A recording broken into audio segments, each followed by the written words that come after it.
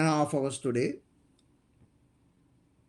So welcome to a session of 1.5 hours where we will look at mock number 1 as a revision, and then we talked about the things that are critical for you to have the success of the exam day. One of the things that is critical for you to have the success on the exam day is your words per minute, WPM. So why don't you measure your WPM? Then there are free typing test available that can be downloaded and you can keep on typing. So generally, typing test is something that you should do because typing skill is a clerical skill, right? Typing is not doing a degree, right? Typing is a clerical skill. Those clerical skills, when you become more familiar, those clerical skills can be improved within a short period of time. They can be improved with a short period of time. Therefore, you should start typing now. If your WPM is low, if your WPM is low than 24 or 25, if your WPM is low than 24 or 25, you can start typing. It'll go up short term, right? Just because you type for the entire 1 year, it won't be trivial. But there'll be certain improvements in the shorter run. There'll be certain improvements in the shorter run. So why don't you give it a try? Why don't you give it a try? Why don't you give it a try? Right? So I want you to type, download the free typing test, continuously type. So your WPM will improve, because don't forget, on the exam day, there are 4 different sections available, all right? But there are 45 minutes available for one section. There's 45 minutes available for one section. Generally, for you to read the unseen, you need to read the unseen first. Reading the unseen is generally less than 7 minutes. Less than 7 minutes. So in most cases, reading the unseen can be about 3-4 minutes. But generally, very, very surely less than 7 minutes. My idea is you should take, if you finish it, if you finish it in 3 minutes, you need to allocate a little bit more time and take the full 7 minutes and read it, because understanding the unseen is most critical. So maximum, it will go up to 7 minutes. Then you need to think about it, right? So there is a thinking, or whatever I call it, thinking, or it might be planning time is also available. So I don't know what the planning time is. Let's say 12 minutes for the planning time. So that means 19 or 20 minutes. So there is a typing time. There is a typing time of 25 minutes. There's a time of 25 minutes. So when I say 12 minutes planning, you're not going to do the planning entirely at the same time. Huh? Not that you finish reading, 7 minutes go on. Now let me think, plan, 12 minutes. Okay, 20 minutes go on. Let me now type now. It doesn't work like that. No? You first of all read. That I understand. That time will go. 7 minutes will go. Then you start thinking and planning. Then you start writing the answers. You come back and thinking and planning. Start writing the answer. Come back and thinking and planning. Continue to write the answer. So those two will get mixed up. Obviously, that you know, right? However, approximately this is what it is. So if you are going to type 25 minutes, right? If you are going to type 25 minutes, then at what speed you are going to type? Let's say you type 23 words a minute, you will have 575 words per section. Is it right? Is it right? Is it right? 500 words per section. I don't know whether my math is right. I hope it's right, because that's the number that we always take. 575 per section. That is because maybe about 22 words a minute into 25. So you have 575 words per section, which into 4 sections, because there are 4 sections on the exam day, which into 4 sections, it's about 2,300. That's a very good word count for you to pass. That's a very good word count. So that's a very good word count for you to pass. I want you to therefore improve on your typing skills now.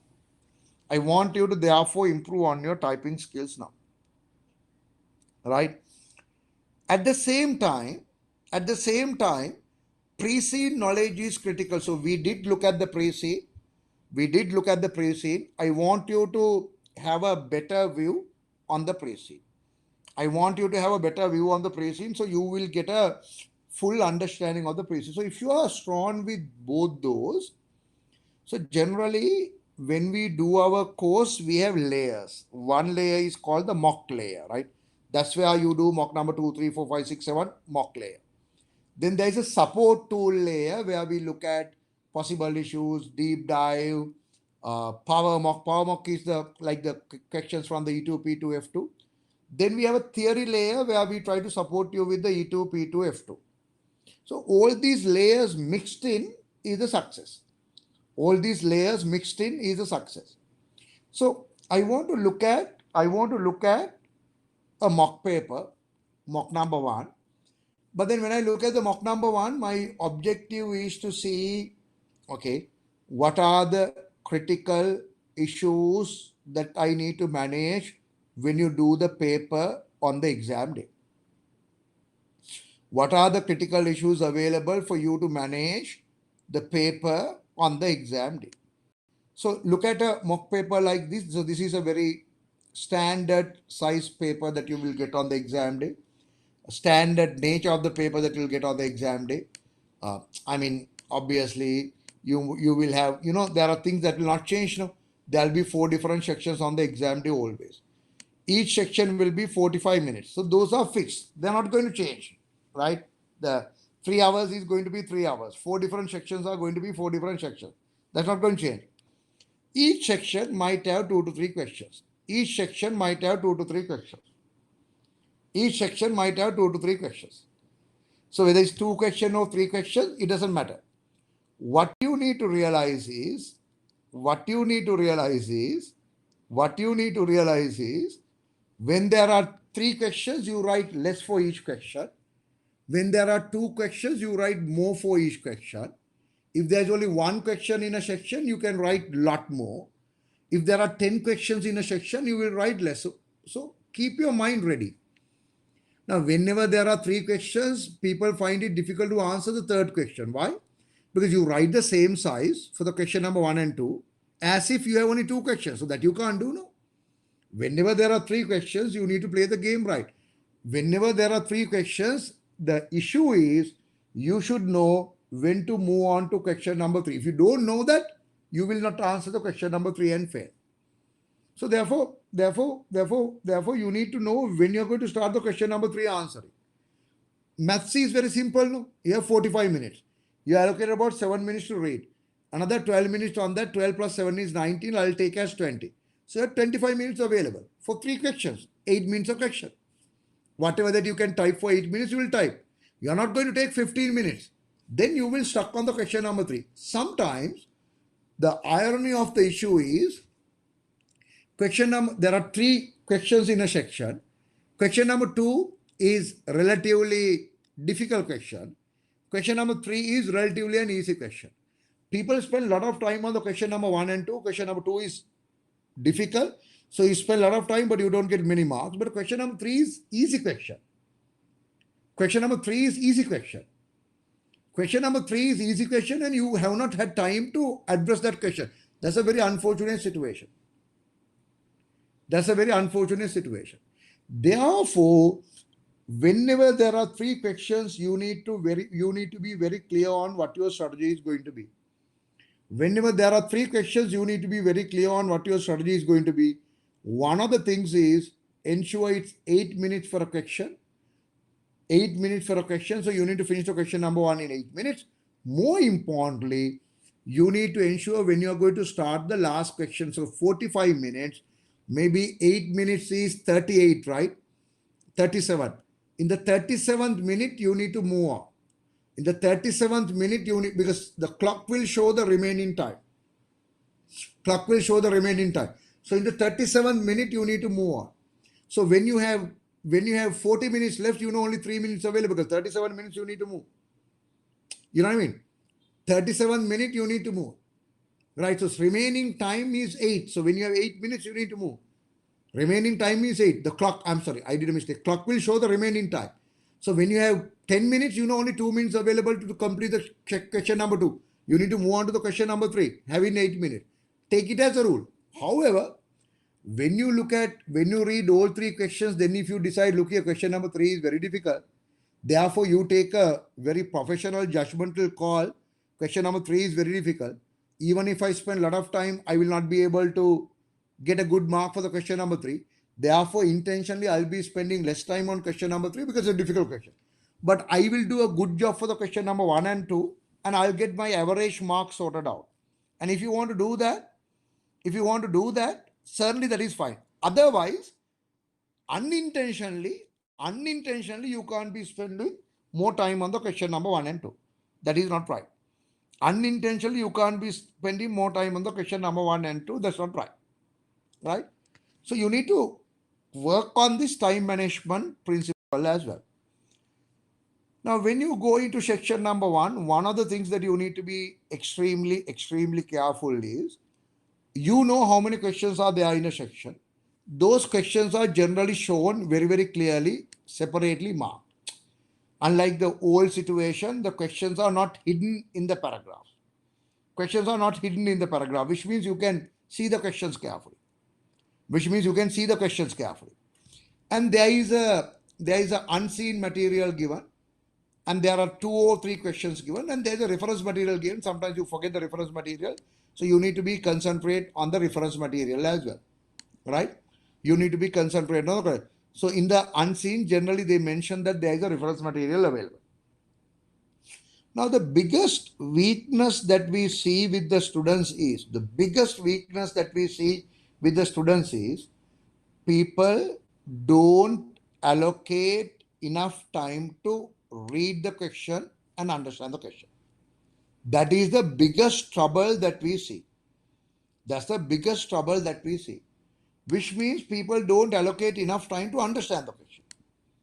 They started to answer the questions without really understanding the question, which will generally ended up as a disaster.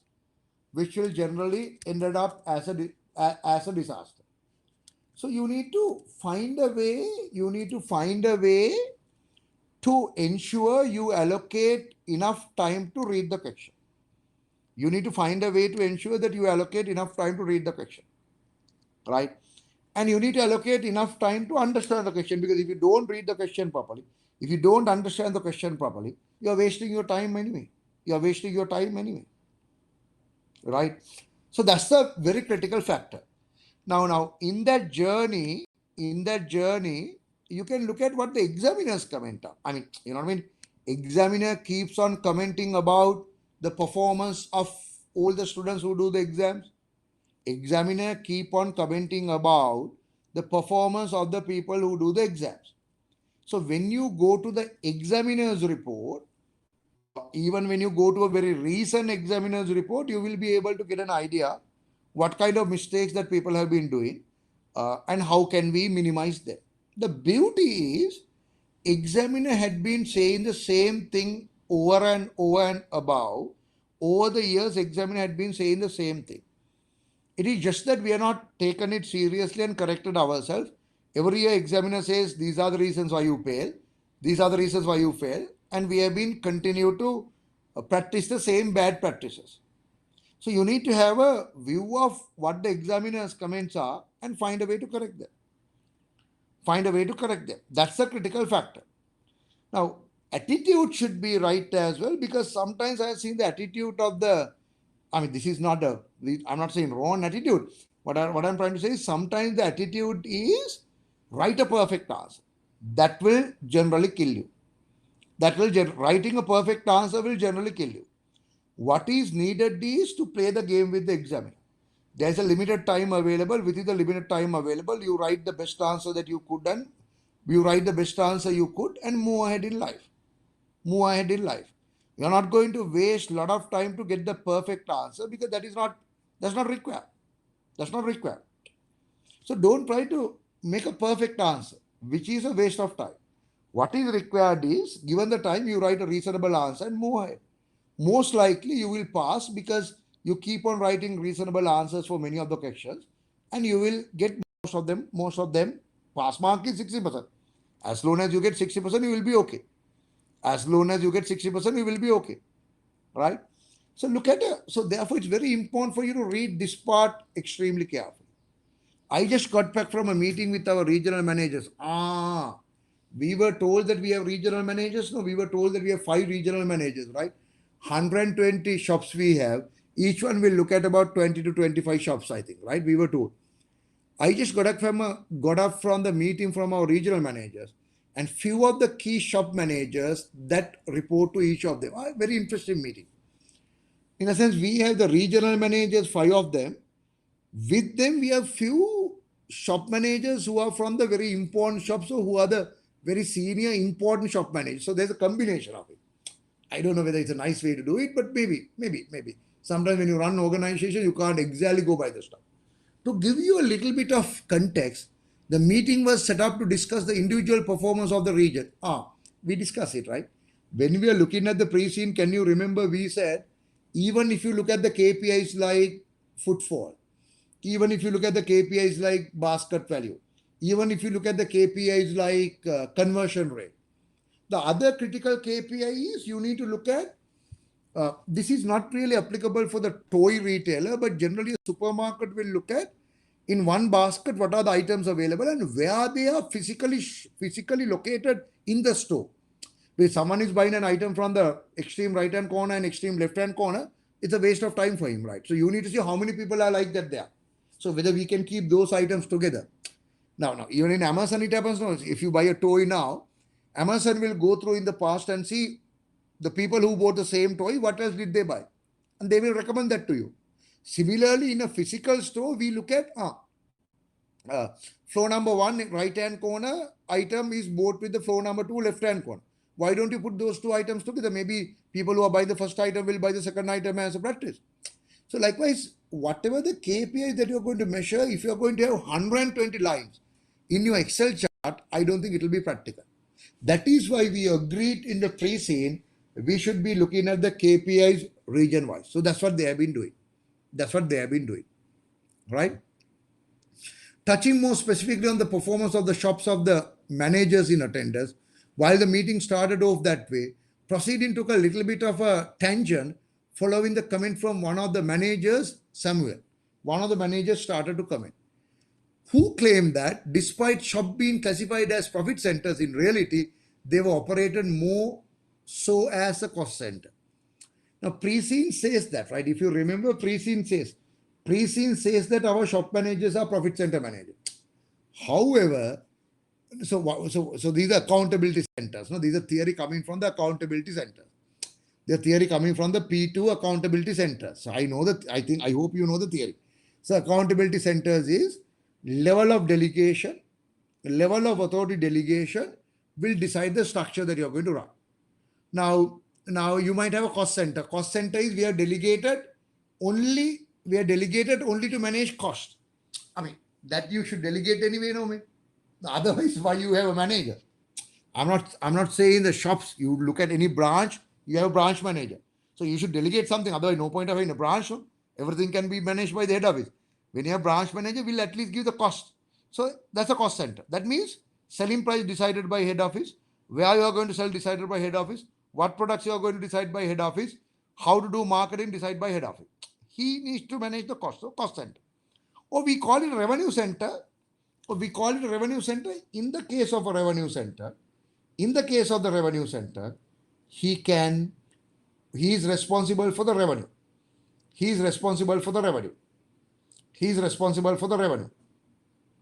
Which means what? Which means cost is looked after by the head office. What do you mean by cost is looked after by the head office?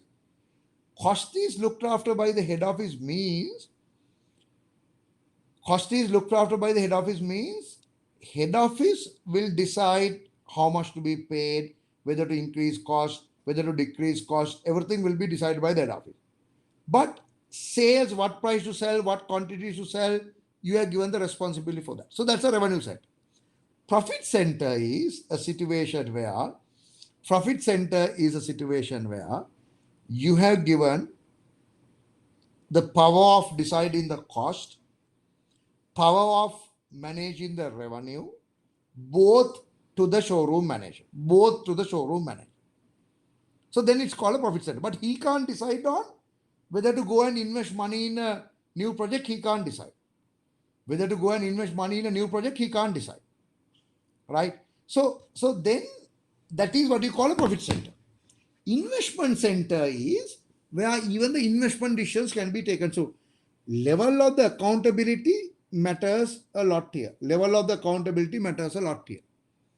Then we have given the responsibility. So here, pre-scene says the showrooms are running as cost centers, but we know showrooms can't decide what product to sell.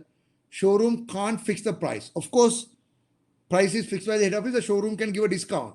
If there are competitors giving a discount, showroom can give a discount.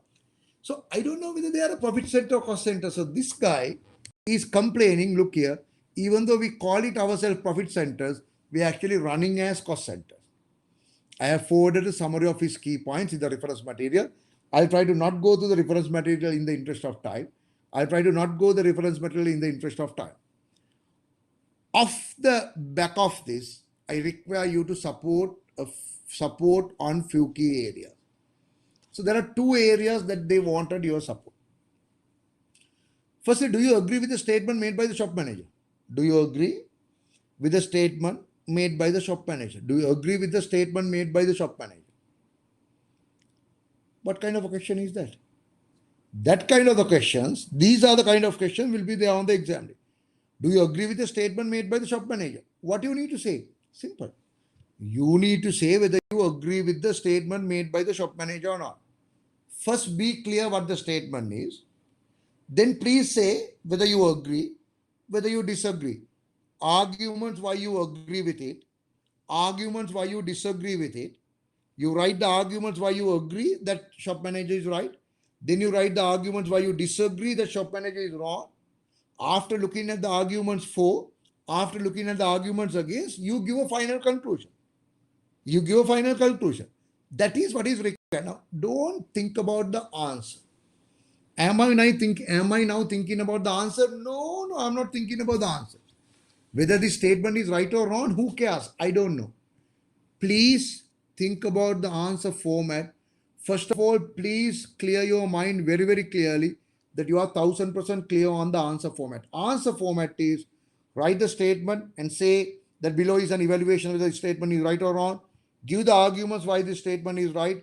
Give the argument why this statement is wrong. Come to a conclusion. The conclusion may be based on above arguments, I feel shop manager statement is right. Or based on above arguments, I feel shop manager statement is wrong. Or based on above argument, I cannot come to a conclusion whether shop manager statement is right or wrong. Therefore, I need below details for me to take a decision. Either one is acceptable. Either approach is acceptable. Only my trouble is you should not get answer points too fast. Then what happens is you write that answer point. Based on that, you get one more. Based on that, you get one more. Sometimes you just waffle around. Sometimes you don't write what is related. Your mind needs to be organized proper. Therefore, you think, I should say advantage or disadvantage. What could be the advantage? What could be the disadvantage? That's a discussion that you need to have. So exam day, doing this paper, thinking about the answer, planning the answer is like a full meditation. You need to slowly, carefully concentrate on the question, think about the question, plan it, then you will pass. Then you will pass. So I'm sure you will have a lot of arguments why the shop manager is right. So what is the statement made by the shop manager? First of all, you need to figure that out. Despite shops being classified as profit centers, in reality, we were operating more as cost center. Even though we have been classified as profit center, we are operating as cost center. That's the argument. You need to say whether it's right or wrong.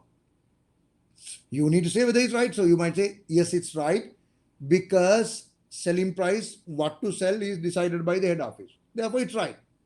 You might say, no, it's wrong because the shop manager has some authority to give the discounts. Give the discounts.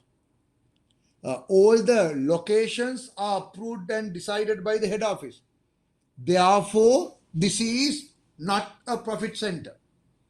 All the purchasing decisions are taken by the head office. Therefore, the shop manager statement is right. Why? Because all the purchasing the items are decided by the head office. However, shop manager has the authority to say what kind of products he wants more, what kind of product he wants less. Therefore, shop manager statement is wrong. So you give the arguments for both sides, then come to a conclusion. In my mind, the conclusion should be, if you write a different conclusion, I'm happy. But the conclusion should be, I agree with the shop manager statement. So don't just say, I agree. Relate to the arguments you put forward. Show to the examiner you came into a conclusion based on the arguments that you put forward. You come to a conclusion based on the argument that you put forward. Therefore, based on the above arguments, I strongly feel the shop manager statement is right. Even though we call ourselves profit centers, we actually do run as cost centers. So relate it to that and close it. So you have how many minutes? You have 12 minutes to write for the question number one, another 12 minutes for the question number two. What's the question number two?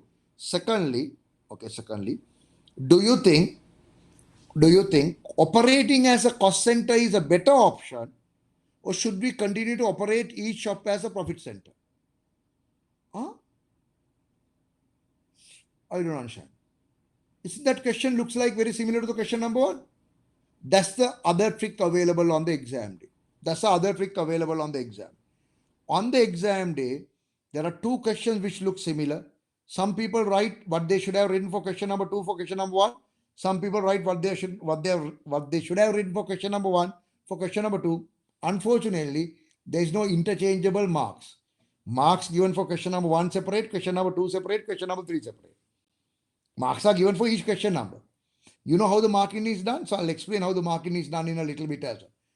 What I want you to do is, what's the difference between these two questions? Because on the exam day, sometimes very similar questions come. It's a skill that we are trying to test with this mock paper. Don't forget. Each mock paper, maybe up to mock number 1, 2, 3, 4, 5, 6, 7, 8, 9. Each mock paper will test you different skills. So when you keep on doing mocks, learn from the mocks. That experience will make you a better person continuously.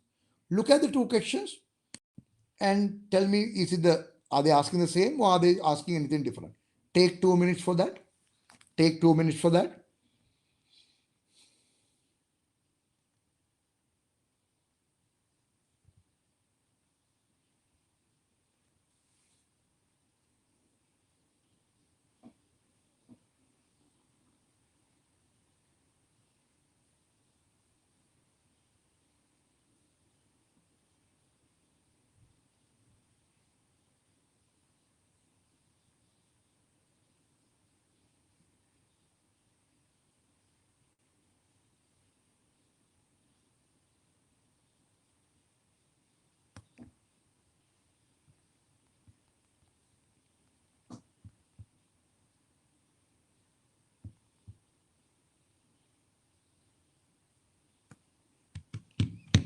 Is it the same question or two different questions?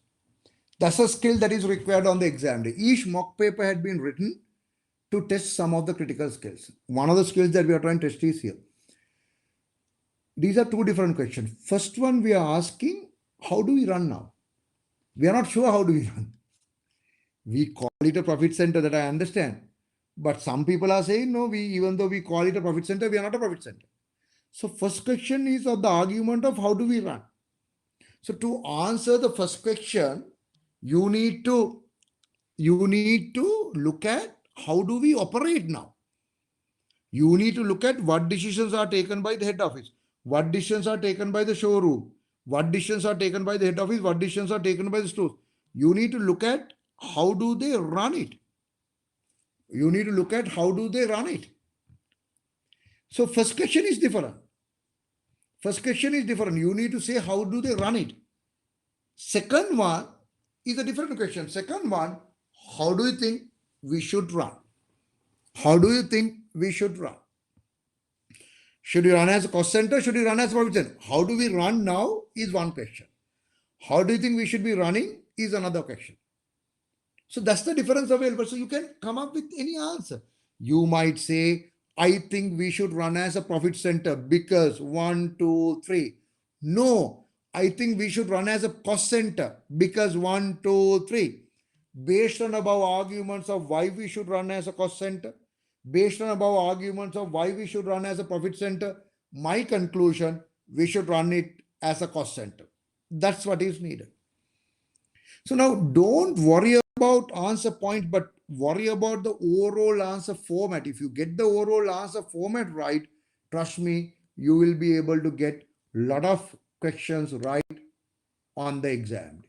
So earlier I said you need to read the examiner's report very, very carefully because Sorry, I said you need to you need to read the unseen very, very carefully, because examiner has been saying few key reasons why people fail continuously. Examiner has been saying few key reasons why people fail continuously. This has been mentioned by the examiner continuously. So we should be able to go and see why. We should be able to go and see why. What is the core reason why people fail? Now, that can be seen from, I don't know, that can be seen from any exam paper.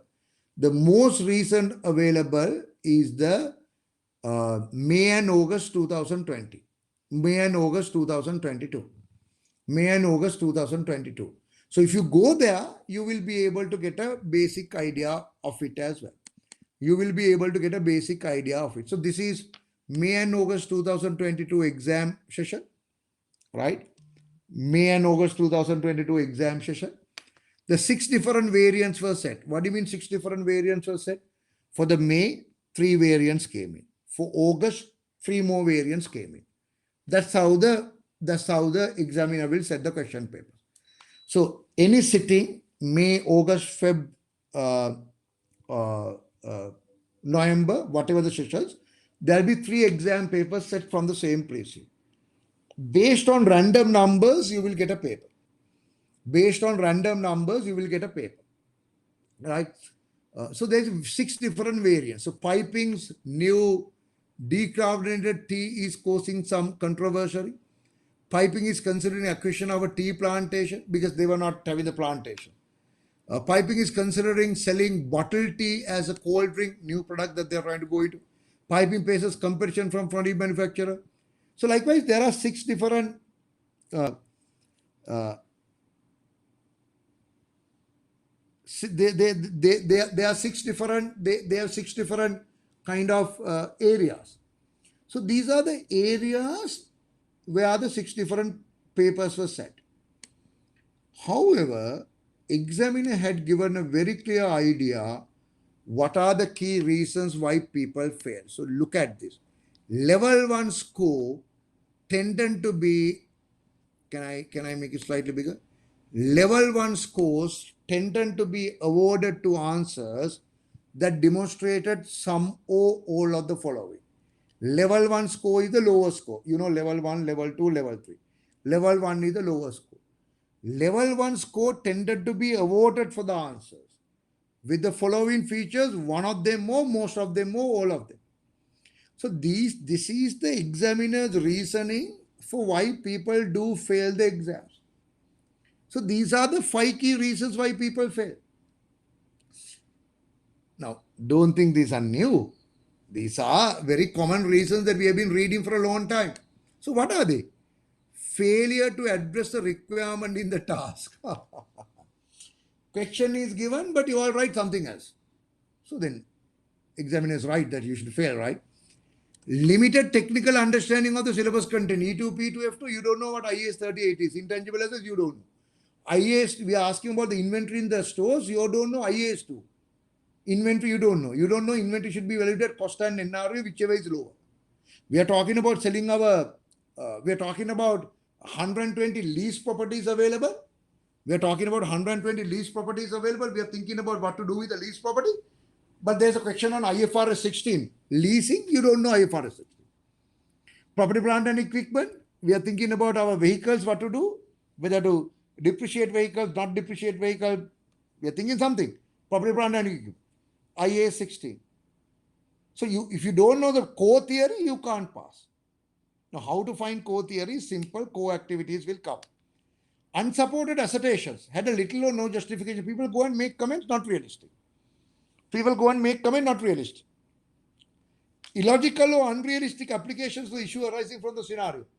Short bullet point answers. These are the key reasons why people fail. So, my dear friends, we shall work together to ensure these key reasons do not repeat. This time when you do the exams, then you have much better chance of passing the paper, because this is what examiner wanted you to avoid. One of them here is failure to address the requirement in the task. failure to address the requirement in the task. You are not addressing the ER. That is why I said you should carefully read the exam requirement. That's the core reason, that's the number one reason why people fail. Out of the list given, these are the number one reason why people fail. Right? Now, I hope you are aware how do they mark, right? Now, markers have been advised to read the entire question answer and put your answer into a level 1, level 2, level 3, very subjective thinking. You put it to a level 1 answer, you put it to a level 2 answer, you put it to level-wise descriptors are available. No harm, but a very brief descriptor. So you need to take a judgment call. Is it level 1 answer, level 2 answer, level 3? Level 3 is the best level. Level 1 is the worst level. So if examiner keeps on putting your answer into level 1, you will fail. So that's the first thing that examiner will be doing. So because each question, they have defined what is the level 1, what is level 2, what is level 3. Each question they have defined what is the level 1, level 2, level 3. But the definitions are very brief definitions available. Very brief definitions available. Now look at this. Let's look at the question number 2. Let's look at the question number 2.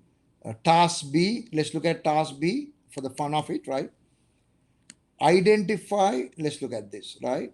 Let's look at this, right? So then you will get a good idea. Identify and discuss the impact of 3 major business risks. Identify and discuss. You need to identify and discuss impact of the 3 major business risks that will arise from piping continuing to sale of decaffeinated tea after the broadcast of the documentary. You might not understand the entire question. No? I'm not trying to explain it to you as well because that's not the that's not the point here. But then you understand there's a broadcast of the documentary. There's a broadcast of the documentary.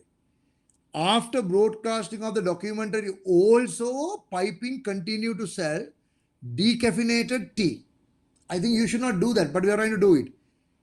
Examiner is asking 3 major business risks when you continue to do that even after the announcement. The question is identify and discuss. You should identify, then you should discuss. Identify and discuss. So what you should do? Identify and discuss. Identify and discuss the impact of 3 major business risks that will arise from we continue to manufacture this product even after the broadcast. So impact of 3 business risks that will arise from that. So examiner will say risk number 1. If you identify the risk only, we will say level 1. Is it fair? If you identify the risk only, we will say level 1. If you identify the risk and discuss the likelihood and impact, then we will call it level 2. Exam question is identify and discuss.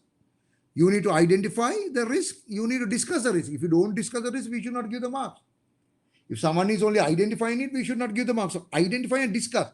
So discuss the likelihood and impact. Basically, you get level 2 marks. Then you have level 3. Level 3 is the best level.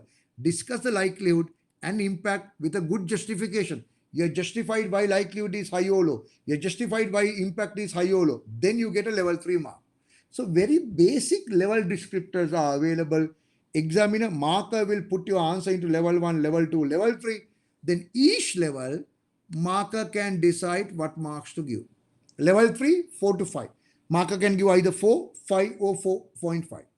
Level 2 marker can give 2, 2.53. Level 1 marker can only give 1 mark. So this is how the levels are being allocated. Level 1, therefore, is a score which will fail you if you continue to do. So this is what is given. This is what is given as the examiner as the key reasons why people were having level 1 scores that were allocated. So now this is the May and August 2022 post-exam guideline. The same is available. In the LMS with some videos to come on the same. So now let's go back to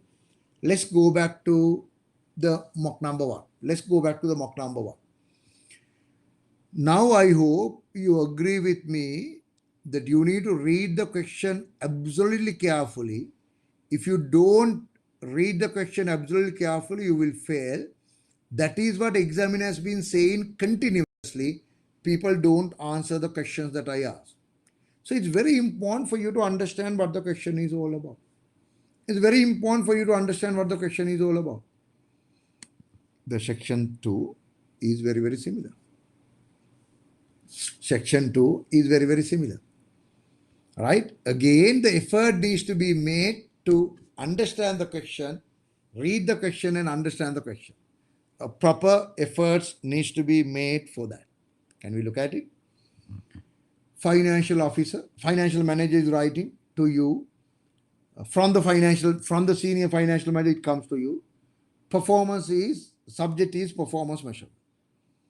Thank you for your input in the previous matter. Now don't think that you have written a very good answer for the section number 1, right? They are saying thank you not because you have written a good one. There's a standard line that comes into anyone's answer. So if you wrote a bad answer, they'll say thank you very much. So don't be too much happy about it. The points you brought out along with the discussion point in the meeting will really help me to provide clearly on the approach we should be taking forward. Okay. While to a fair level, this has been resolved. So issue has been resolved. So why they are telling me now? Another issue. Very good. So section number 2 should be another set of issues. That is very good, right? That's very good. Another issue that came up in the most recent meeting with the regional managers was in regard to the performance measurement. So I'm sure we have a lot of KPIs for the regional managers. Why the full list of matrix we use is made up of several compass measures. Broadly speaking, our regional managers are broadly assessed on the basis of profitability and inventory related measures. Oh, I did not know that. Pre-scene did not tell me. There's a new information. Yeah, that's fine. That's the idea of the unseen. Unseen will always give new information. As long as they are not contradictory to what is given in the pre-scene, you are happy. As long as that is not contradictory to what is given in the pre-scene, you are happy. Now they're telling me the KPI for the regional managers are mostly profitability and the inventory issues. I never knew that. Pre-scene never told us. Anyway, let's go through and read. Right. I have included customary overview of this as an attachment to the reference material. So when there is a reference material, we should not forget, therefore better to go and read. So you have region, 5 different regions, regional managers, number of stores that they look after, inventory efficiency score, D, C, E, annual net profit margin. Well, 13% somewhere, 11, 9, 7, 6. So I think Eastern Enders is the worst. Eastern Enders is the worst. So anyway. So I don't think they're asking me to comment on that. No, so let's not jump the gun. Let's go and read what they're asking me to do. We have a meeting with the boss later today to discuss the points on the view. So there are 2 questions available. Now, again, 3 questions. Again, please remember, when 3 questions are there, life generally is difficult because you have a risk of that you don't answer in the question number 3 fairly well. Therefore, before you start, you should know there are 3 questions. Before you start, you should know you should be allocating only 8 minutes to answer 1 question. Before you start, you should know that there's a 3rd question available that you shall somehow try to write it. Unless you decide intentionally otherwise. Unless you decide intentionally otherwise. Right? So let me read the questions. Outline more realistic, more holistic list of KPIs that we could use to measure the performance of our regional managers. Wow.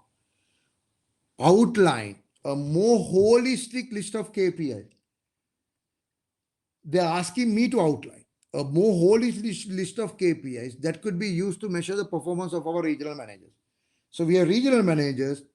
Tell me more holistic, complete set of KPIs to measure the performance of the regional managers. So you can write any KPIs. Now you should realize there are some KPIs available. Now some people, I have marked about 150 papers of this mock paper. when some people, when they write answers, they forgot that there are certain KPIs available. They keep on going about kind of new set of KPIs to be written. No, you need to know what is there already.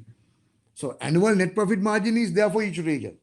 Inventory efficiency, I don't know what the inventory efficiency means. So maybe you need to explain what your recommendations are. So you might recommend anything. You might recommend any KPIs. I'm sorry. Customer satisfaction can be a KPI. Fair enough, right? Excess inventory available can be a KPI, right? Uh, Excess inventory can be a KPI. Number of footfalls can be a KPI. Conversion rate can be a KPI. Basket value can be a KPI. Cost to be within the budget can be a KPI. Support for the sustainable practices in the country, in the region can be a KPI, right? Sales number should be a KPI. Selling the black items that is difficult to sell can be a KPI. So any of those KPIs you would have written. Any of those KPIs you would have written. And we would have given you the full marks. We would have given you the full mark. So very practical questions will be there on the exam day. As long as you are willing to write very practical answers, trust me, you will be able to pass the exam paper without doubt. You will be able to pass the exam paper without doubt. Secondly, how could activity-based costing be used to calculate the profitability? Okay. What are the various accounting ratios that can be used to effectively handle the inventory level? Wow. Two entirely different questions, they put it in the one line. So you should be aware these two different questions. So markers will be arranging marks for the question number one separately, question number two separately, out of the question number two. So you need to be extremely, extremely careful. Because if you miss a question, it will be a utter loss. Just because you miss one question, just because you do bad for one question, it doesn't mean you are going to fail. Even two questions you might not misunderstand. You might misunderstand. Two questions you might not understand well. Two questions you will have an argument on the exam day you could not answer. That is fine. By not answering two questions very well, still you can pass. Don't forget, pass mark is 60%. Don't forget, pass mark is 60%. So the question is how activity-based costing can be used to calculate profitability. One, other side, what are the various accounting ratios that can be used to effectively handle the inventory level? What are the accounting ratios available to handle the inventory level? And the question number one, how can you use activity-based costing to calculate the profitability? Two entirely different questions. Sometimes people get them wrong. Sometimes people answer only the first question. Sometimes people answer only second question. No, you are required to answer both the questions. So what do you mean by activity-based costing for the profitability? I hope you know what activity-based costing is. Of course, we did do it. When you look at the P2, if you go out through the P2 videos, you will know it. But activity-based costing is a mechanism to allocate common overhead into the final product or the final channel or the final geography, allocation of a common overhead into the final product. If you are looking at product-wise profit. Purchase price of a toy, you don't need to allocate, you know what it is. Purchase price of a toy, you know what it is. But look at the rent, look at the electricity cost of the showroom. How do you allocate it for the individual product? That discussion is what we call activity-based costing. That discussion is what we call activity-based costing. So without activity-based costing, you will find it very difficult to calculate product-wise profitability. Activity-based costing is a critical theory available in P2, which shall be used when you try to calculate product-wise profitability. When you try to calculate product-wise profitability. So you should be able to explain how could activity-based costing be used. They're asking how it can be used. So you need to say step number one to do this, step number one, two, this is what you should do, step number three, this is what you should do. After you do that, activity-based costing, it can be shown that activity-based costing can be used to calculate the profitability. Various accounting ratios that can be used to effectively handle the inventory value. Well, you can write any accounting ratios available. What are the various accounting ratios? What are the various accounting ratios that can be used to effectively manage the inventory level? You can write any number of accounting ratios. What are the risks associated with having high inventory level? Very, very practical questions. Can you read that question again? What are the high risks associated with having high inventory level? You have a high inventory level. What are the risks associated with having high inventory? We always say high inventory is bad. The question is, what are the risks associated with high inventory? High inventory. I'm going to give you 5 minutes to write down few answer points. Don't send me answer point one by one, but type the full answer, the point form, send it to me. Don't write one line and send it to me. Write down the right answer point. You don't need to explain it. The question is what? What are the risks associated with having high level of inventory? Tell me what the risk is, explain. Maybe 2 risks, maybe 3 risks, maybe 4 risks, explain. Right? Do that. I'll give you 8 minutes to do that. I'll give you 8 minutes to do that.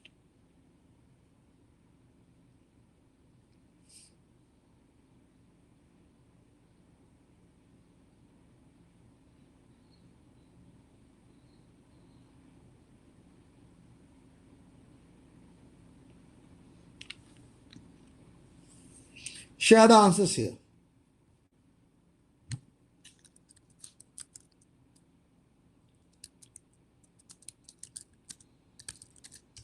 Share the answers here.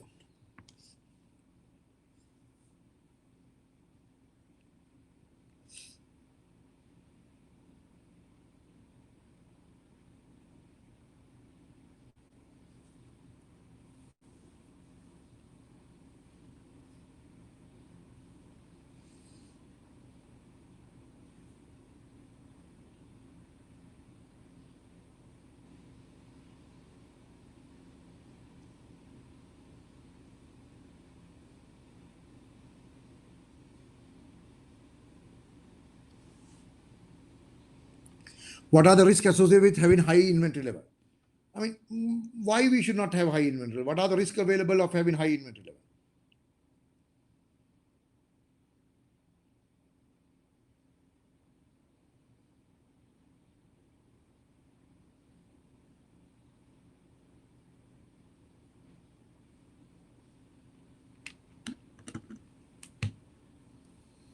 Maybe 3 different risks if you can write.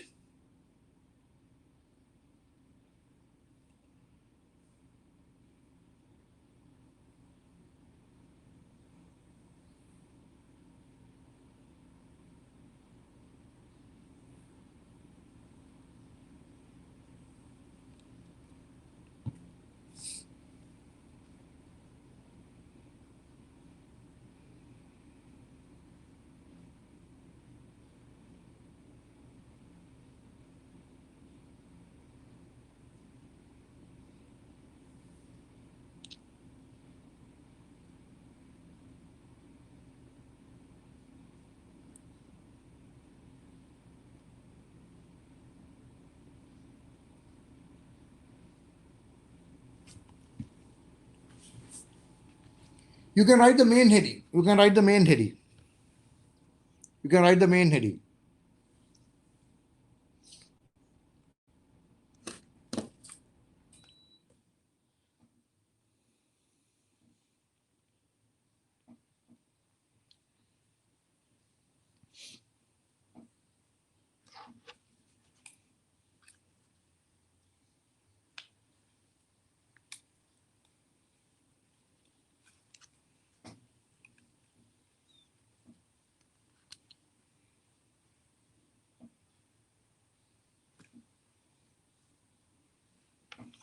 So any answer points we would have given you the full credit for, right? So can we look at what the answer points are? Can we look at what the answer points are? If you're having more, if you're having too much of inventory, what are the risks available? Working capital is stuck. Risk of working capital being stuck. Very clear, simple. How to explain that we will discuss later. How to explain the working capital point we'll discuss later. Second one, possible filterage, damage. These are too many items. When you have excess inventory, possible filterage damage is available, right? Stores looking ugly, not nice. Too many items are sold. Too many items are kept. Too many items are kept, right? So you are saying working capital will get stuck because the money is stuck. Then you are saying damage is possible. In the showroom will not look right. So any of those risks we would have given the marks. Now I'm trying to concentrate on one, which is working capital tightness. My second question is, how will you explain that to the examiner? So you agree working capital issues will get worse is the answer point. My next question is, how will you explain that to the examiner? So you write a subheading, working capital tightness. What you are going to write after that subheading, so examiner will understand working capital is a problem, examiner will take it as a valid point and give the marks. Can you write the paragraph now? Can you write the paragraph now?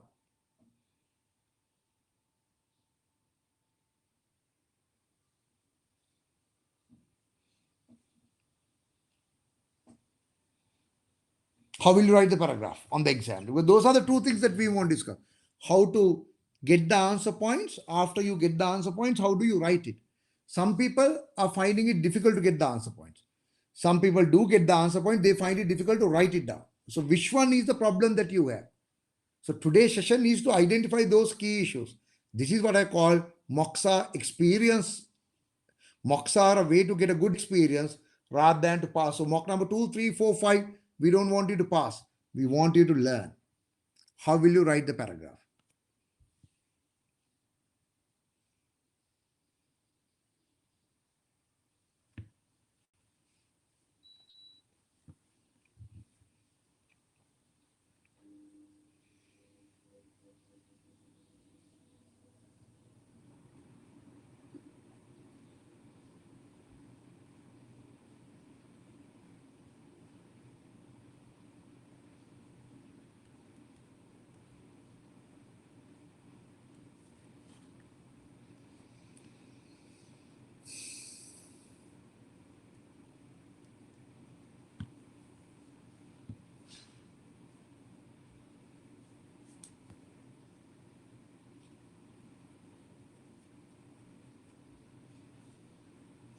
How will you write the paragraph? Now, when you do write the paragraph, your heading is what? Your heading is working capital requirements are getting stuck. You need to very, very clearly justify your point. Don't write anything that you can't justify. Whatever the comment that you have given, you need to justify it very strongly. If you do justify it very strongly, only you will be getting the marks. So you need to very, very clearly say how the working capital issues will come by having high level of inventory. You need to say cash is tightened into inventories. Cash is tightened into inventories. If you have excess inventory available, if you have excess inventory available, there'll be more cash tightened in.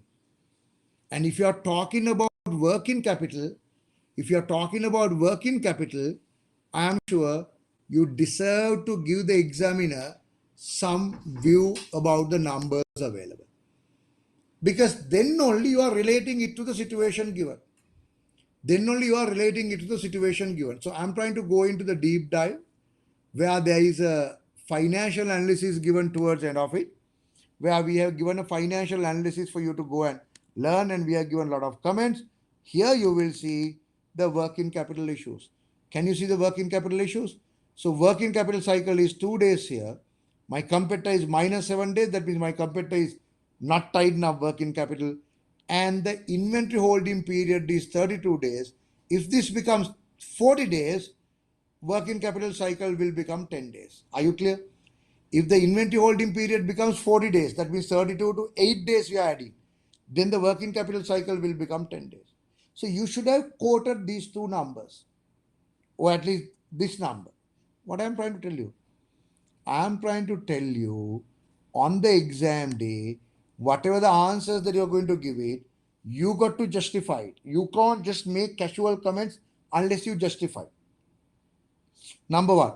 Number two, in justifying, always try to relate it to the praising. So it's a habit. It's a habit. You need to do many mock papers as possible. When you do the mock papers, more and more mock papers, you will get this habit coming to you as a practice. as a practice. But today, what I'm trying to do is I'm trying to tell you it is what you should be doing. Justify it and relate it to the situation. When you relate it to the present working capital cycle, examiner knows you are writing things that are related to this case study. Can you remember? One of the examiner's biggest complaint is answers are not linked to the scenario. Answers are not linked to the scenario. Something to be careful about. Something to be careful about. Section number 3. Section number 3. Right? So how will you manage a section like this? How will you manage a section like this? What do you mean section like this? What's the difficulty here? Well, not this difficult, but look at what is the given here. Thank you very much for your input. It went long way towards getting our performance measurements matrix back on track. Okay. Off the back of this, one of the KPIs was both under scrutiny, the fairly important one, given the nature of the industry, which is the sales per square foot. Very good KPI. We are comparing sales per square foot. While for the most part of the performance of our stores were satisfactory with regard to the above, there were few stores where results were concerningly low. Meeting was called to table the issue amongst discussing how to maintain and build our competitiveness in general. So we are talking about sales per square foot. When you look at it, some of the stores are not doing well. Okay. I don't know what the examiner is going to ask as a question, but when diving deeper into the issue of lower sales per square foot, I understand, there appear to be high level of disconnect amongst the few of the managers in question. Few of the managers, they have a disconnect. I don't know what you mean by the disconnect. Let's read and see. A few of the arguments in response to the poor performance under matrix included poorly placed retail parks. These managers are saying, yes, our sales per square feet is lost because our outlets are located in poorly selected retail park, which is not decided by them, which is decided by the head office. So they're trying to pass the ball now. Okay. Poorly placed retail park, lack of prominent location within the retail park. Within the retail park also, we are not prominent located. Lack of support from the head office, unfair target being set, static sales per square foot target regardless of the location and store size. So we might be having different size of the stores, maybe large, medium, small. We are not considering that. We are setting a standard target. And we are not considering the location of the stores. You are setting a standard target. Unfairly set targets. Argument that raised a few employees, however, was that there were few concerns with regard to our perceived product quality. I don't know product quality is coming there, but question number 1, how could we resolve the discontent among our store managers and motivate them to achieve better results? They are unhappy now. They are very, very unhappy now. How will you motivate them so we can achieve better results? This is a question that will be there on the exam day without a doubt. These are questions that will be there on the exam day without a doubt, because if you do go into core activities, you will realize a lot of questions will come on the exam day related to those very much soft skills. Related to those very much soft skills, a lot of questions will come. How to motivate, how to communicate, all those seems to be fairly nice questions for the examiner to continuously give it. If you look at core activity E, talks about how to communicate, how to negotiate, how to resolve conflict, how to communicate, how to negotiate. These questions comes very, very often. That is coming from the core activities that you are supposed to be thorough with. I hope we are going through the core activities. I hope you are aware of the core activities, but that's a question that will come on the exam day. So how to motivate these people to work together? Take few minutes, think about it.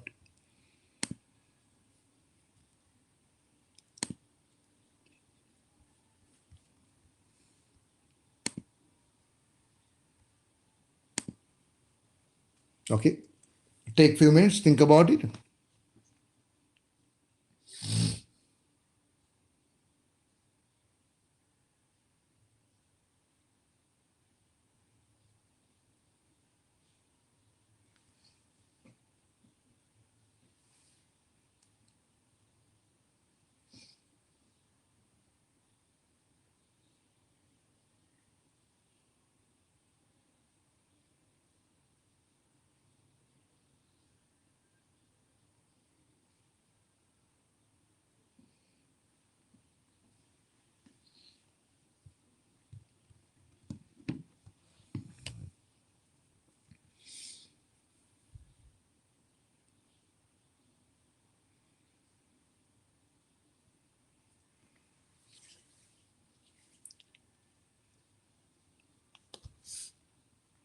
Well, it's straightforward, simple. Very logical thinking will help you to pass. If you think logically, it will be easy. Uh, you want to know how to motivate them. Okay. You want to know how to motivate them. That's the question. Okay. Think very practically. Why are they demotivated now? Why are they demotivated now? For us to go and motivate them, for the examiner or my boss to tell me to go and motivate them, I am sure there is a clear, visible demotivation available.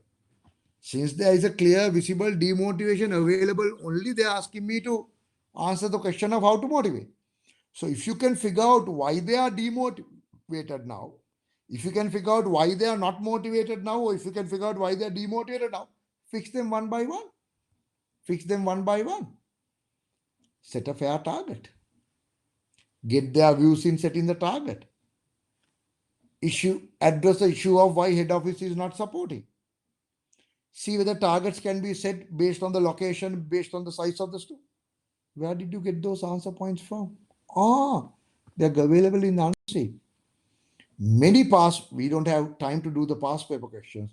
In many past paper questions, answers can easily be taken from the unseen given on the exam. Answers can be taken from the unseen given on the exam.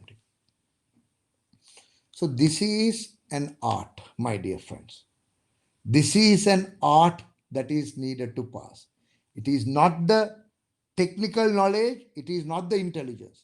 Whether you get this art, and if you follow this art, if you get the art, if you follow the art, trust me, you will be able to pass this paper easily. One question, I missed it. I did not do it. I thought that's not important. I intentionally did not do that question. Section number 4. Section number 4. Wow, how can we minimize the reputational damage? My gosh, there's a reputational damage here. So, what do you mean? What's the reputational damage that they're talking about? How there's a reputational damage? It'll be fun to read. Let's read it now. Let's read it now, right?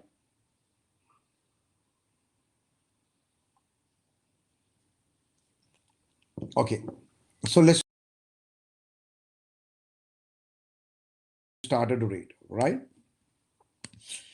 Why I'm reaching out now, however, is for rather serious matter. Oh, wow, big issue, right? Concerning, why can't you see me? Okay. Why I'm reaching out now, however, is a rather serious matter concerning an issue that has just been escalated to the management. It appears that one of the toys that had been just introduced into our stores is defective. Oh my gosh. The edges of the toy in question has caused cuts in the few of the kids. All store managers have been notified and have taken the products off the shelves. We have taken the product out. However, the product already sold, we are already seeing early outburns of the social media with consumers taking social media platform to voice their comments. While detailed analysis has been initiated, judging by what we are seeing on social media, this is also happening with the other toy shops that have stocked this item. So other toy shops also getting the same item. So this can't be our own item then, including glitter. This makes it highly probable that This is a manufacturer related defect, who in this case is toys and things. Toys and things is like a branded manufacturer. We are taking product from them and selling, and those products seems to be defective. How can we minimize the reputational damage that will occur as a result of this? We are a public listed company. Reputation is a critical factor. If you think there is a negative reputation coming in, you need to act very, very seriously, because we are a public listed company. Here is the question that is available. How will you act? Whatever you write will give marks, provided you will look at it logically. Provided you will look at it logically. Provided you will look at it very, very logically. There are many guidelines that we have given for you all. You need to follow the guidelines. I want you to go through the entire list of guidelines and try to see how to use these guidelines. There are 23 guidelines. I want you to be familiar with the 23 guidelines. Let me tell you few. Imagination is a very good guideline. What do you mean by imagination? Imagination is to close your eyes. Imagine you are there on the spot when it happens, and then think about that particular situation. Hopefully, you will get better answer points. Imagination. How can you minimize the reputational damage that occurs? Can you do the imagination? Close your eyes. Close your eyes. Close your eyes. Some are still open in the eyes. Close your eyes. What is happening? This toy has been sold. The kids are getting cuts. Social media is, people are going to social media and announcing it. So this will have an impact on the share price. But however, same complaints are coming about the same toy from the other places like Lidl. So therefore, this should be an issue of the supplier, manufacturer clearly. But now there is a negative reputation happening. How will you resolve the negative reputation? Now, can you close your eyes and imagine you are there in the stores? Can you close your eyes and imagine you are there in the stores? Or you are there at the head office? And on the screen, you show social media comments that are coming negatively. People are calling even. And our 120 shops, we have taken the product out. And we have sold the products. Already we have sold the products. There will be more and more complaints coming because sold the product. What can you do to minimize the negative impact? So you have taken all the product out from the showrooms now. Showroom doesn't carry the product. We have taken out everything. Whatever we sold, well, that's there. People are starting to complain. There's a negative reputation. How do you know now? In Facebook, Twitter, you can see the comments are being made negatively about us. What will you do? First thing what I'll do is, can you think what will you do? First thing what will do was, what's the first thing that you need to do to reduce the negative impact coming from this?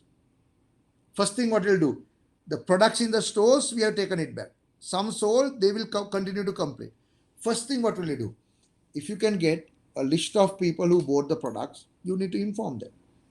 You might need to recall it. You can ask them to come to the store, give it back. Either they will get a refund or they'll get a better toy, because the complaints will be bigger and bigger and bigger if it continues.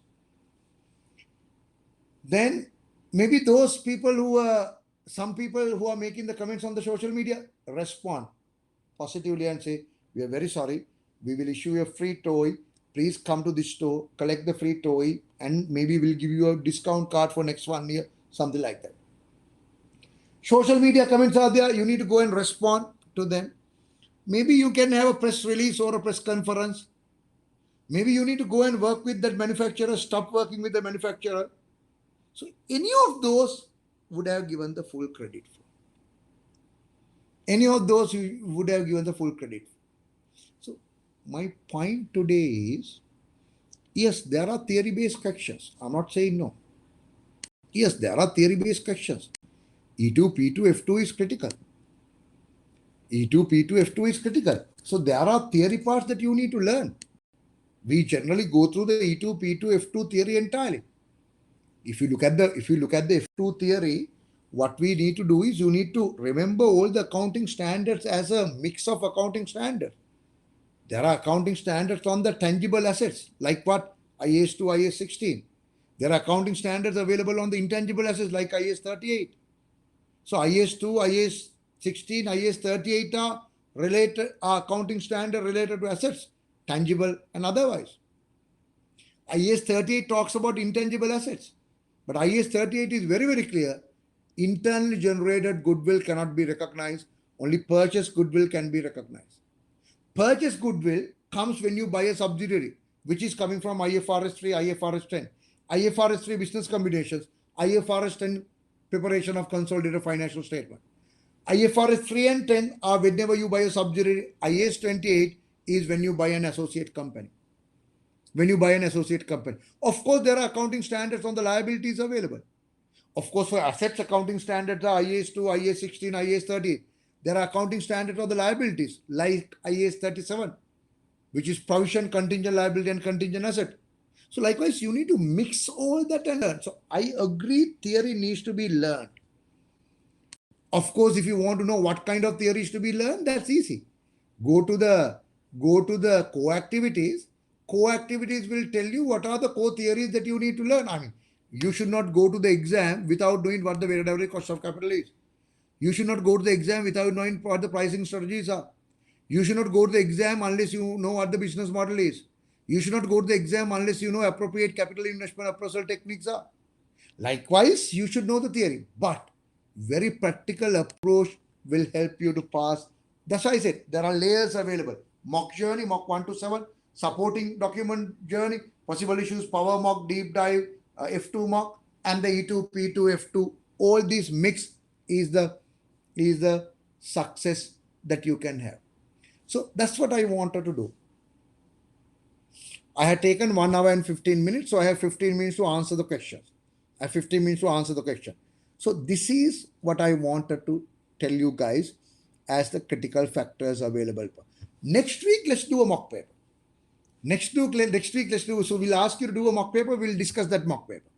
We'll ask you to do a mock paper and we'll discuss that mock paper. But before that, learn from the key points that we have shared.